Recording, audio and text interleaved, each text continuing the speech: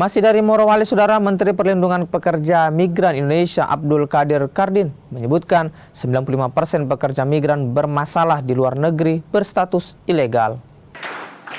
Pekerja migran Indonesia di luar negeri yang terdaftar pada sistem komputer kementerian saat ini lebih dari 5 juta orang.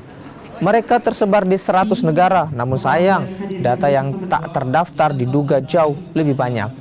Kementerian pun menemukan 95% buruh migran yang bermasalah di luar negeri berstatus ilegal atau non-prosedural. Hal ini membuat negara tidak dapat memberikan perlindungan bila mereka menghadapi masalah. Kalau tidak terdaftar, dia berangkat sendiri lewat calo, lewat sponsor, dan lain sebagainya. Nah, bahayanya di mana? Bahayanya kalau Anda bekerja di luar negeri tidak terdaftar, non-prosedural.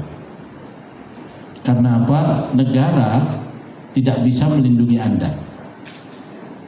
Kenapa tidak bisa dilindungi? Karena dia tidak tahu alamatnya di mana, kerjaannya apa, bekerjanya di mana, yang ngirim siapa, kontrak kerjanya seperti apa, kita tidak tahu. Nanti viral jadi masalah.